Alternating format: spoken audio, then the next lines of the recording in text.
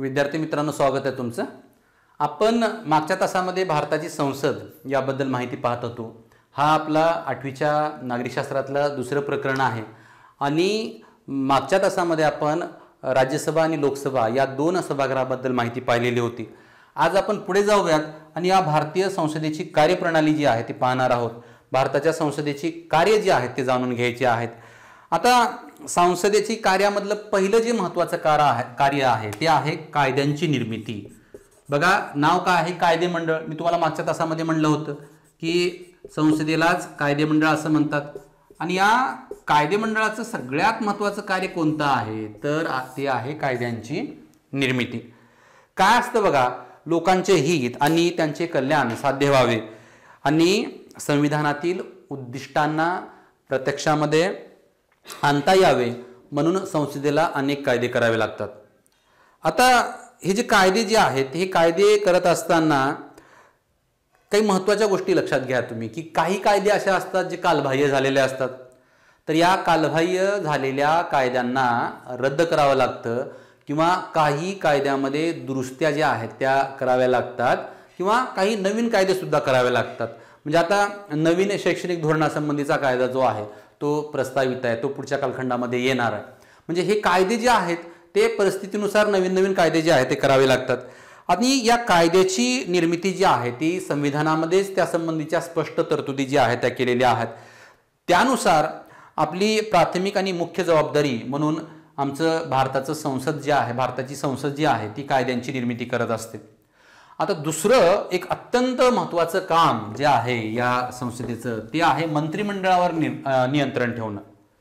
तुम्हाला माहिती आहे की आपल्या इथं मंत्रिमंडळ जे आहे या मंत्रिमंडळाला काय म्हणतो आपण? कार्यकारी मंडळ असं म्हणतो। आणि या मंत्रिमंडळावर नियंत्रण ठेवण्याचं कार्य कोण पार पाडतं तर ते कार्य पार पाडते भारताची संसद। आता या मंत्रिमंडळामध्ये कोण असतं? हो, प्रधानमंत्री व त्यांचे सहकारी असतात। प्रधानमंत्री व त्यांचं मंत्रिमंडळ हे तुम्हाला माहिती आहे की संसदेमधूनच निर्माण झालेलं असतं। म्हणजे प्रधानमंत्री व मंत्रिमंडळाचे सदस्य जे आहेत ते राज्यसभा किंवा लोकसभा या दोन्हीपैकी एका सभागृहाचे सदस्य असतात। समजा एखाद्या मंत्रिमंडळातल्या सदस्यांना कुठल्याही सभागृहाचे सदस्य नसताना जर मंत्रिमंडळामध्ये घेतलं गेलं असेल तर त्याच्यासाठी कंडिशन काय माहिती आहे का? त्यांना 6 महिन्याच्या आत या दोन्हीपैकी कुठल्या ना कुठल्या सभागृहाचा सदस्य म्हणून त्यांची नियुक्ती व्हावी लागते, नाहीतर मग त्यांचं मंत्रिमंडळातलं स्थान जे आहे ते धोक्यात येतं। म्हणजे किती महत्त्वाची तरतूद आहे बघा। म्हणजे संसदेच्या सदस्यांनाच मंत्रिमंडळामध्ये आपल्याला स्थान देता येतं आणि त्यांच्यावर नियंत्रण ठेवण्याचं काम कोण करतं तर त्यांच्यावर नियंत्रण ठेवण्याचं काम या संसदेलाच करायचं आहे। म्हणजे लोकसभा आणि राज्यसभा यांना म्हणून तो अधिकार जो आहे तो मिळालेला आहे। संसदेला डावलून म्हणजे आमच्या संसदेला किंवा कायदे मंडळाला डावलून मंत्रिमंडळ कुठलाही कारभार जो आहे तो पाहू शकत नाही किंवा कुठलाही निर्णय जो आहे तो घेऊ शकत नाही। ही एक अत्यंत महत्त्वाची गोष्ट आहे। त्यानंतर पुढचं एक अत्यंत महत्त्वाचं कार्य जे या भारताच्या संसदेला करावं लागतं ते आहे संविधानामध्ये दुरुस्ती। तुम्हाला माहिती आहे आपलं संविधान जे आहे ते 1950ला लागू झालेलं आहे आणि काळ जसा बदलतो तसा या संविधानामध्ये ही दुरुस्त्या ज्या आहेत त्या कराव्या लागतात। तर या संविधानामध्ये दुरुस्ती करण्याचा अधिकार या संविधानानंच कुणाला दिला माहिती आहे का? खुद्द संविधानानंच संविधानामध्ये दुरुस्ती करण्याचा अधिकार भारताच्या संसदेला दिलेला आहे आणि आवश्यकतेनुसार संसद आपल्या भारताच्या संविधानामध्ये दुरुस्ती जी आहे ती करत असते। आता या संविधानामध्ये दुरुस्ती करत असताना 3 वेगवेगळ्या पद्धतीनं दुरुस्ती करण्याचा अधिकार आहे। म्हणजे संविधानातील काही भाग असा आहे ज्या ठिकाणी आपली संसद जी आहे फक्त साध्या बहुमतानं त्याच्यामध्ये दुरुस्ती करू शकते। आता साधं बहुमत म्हणजे काय हो? साधे बहुमत याचा अर्थ निम्म्यापेक्षा 1 जास्त, अर्ध्यापेक्षा 1 जास्त। मी एक साधं उदाहरण देऊन तुम्हाला सांगतो की समजा 500 सदस्य आहेत तर या 500 सदस्यांमध्ये साधं बहुमत कसं होईल? भागिले 2 अधिक 1 म्हणजे 250 अधिक 1 म्हणजे 251। म्हणजे 251 सदस्यांची जर मतं पडली तर ते विधेयक जे आहे त्या घटना दुरुस्ती जी आहे ती मान्य होते।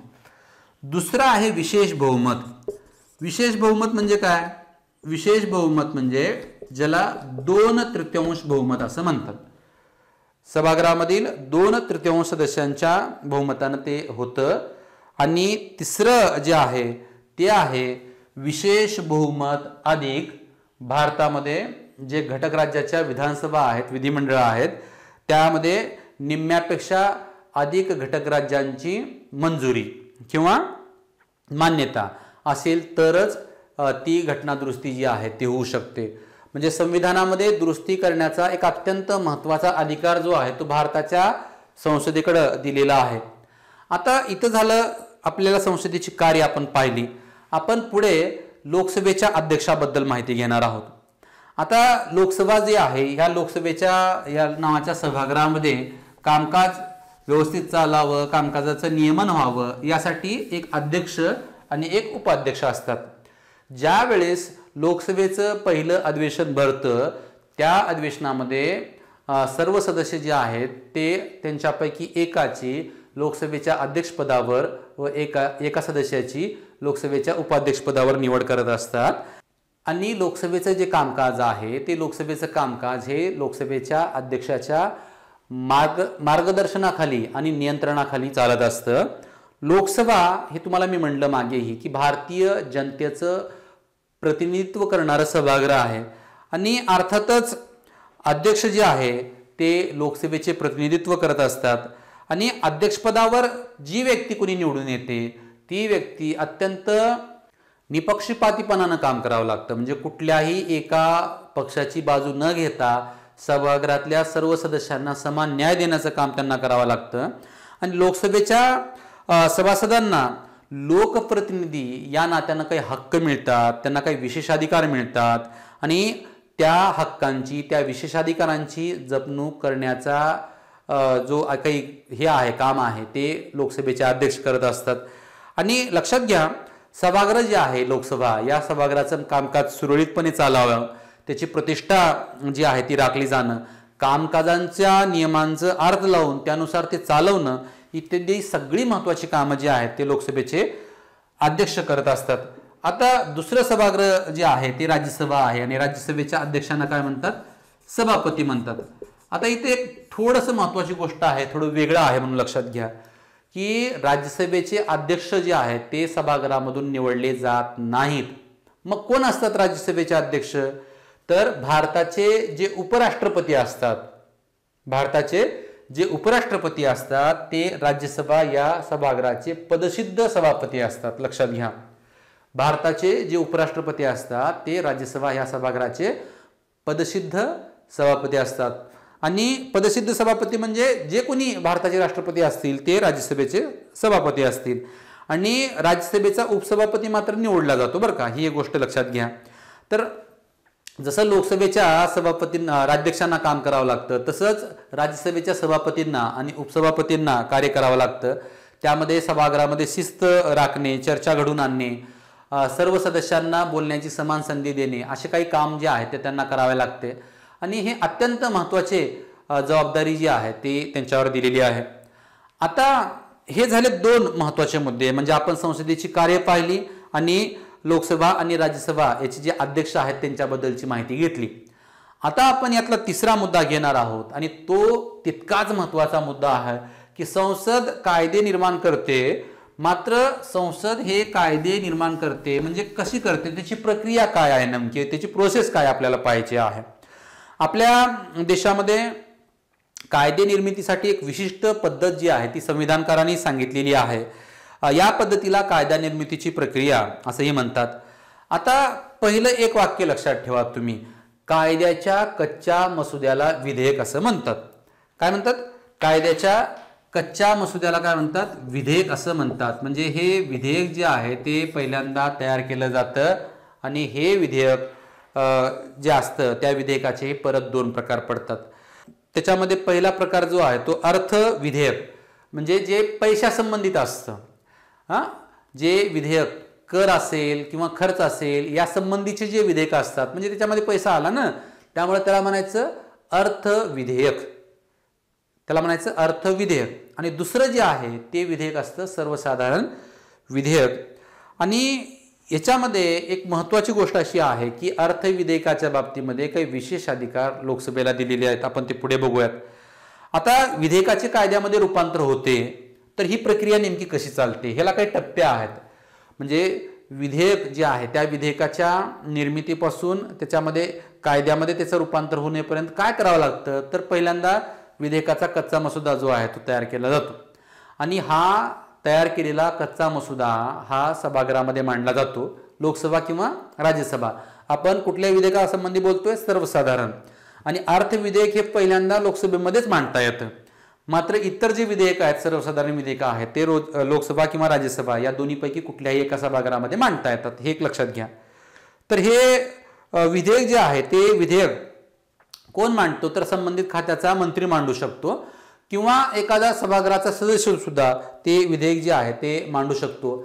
आणि ते विधेयक मांडल्यानंतर म्हणजे त्या सभागृहामध्ये त्याचं मांडणी झाल्यानंतर त्याचं थोडक्यामध्ये स्वरूप जे आहे ते स्पष्ट केलं जातं.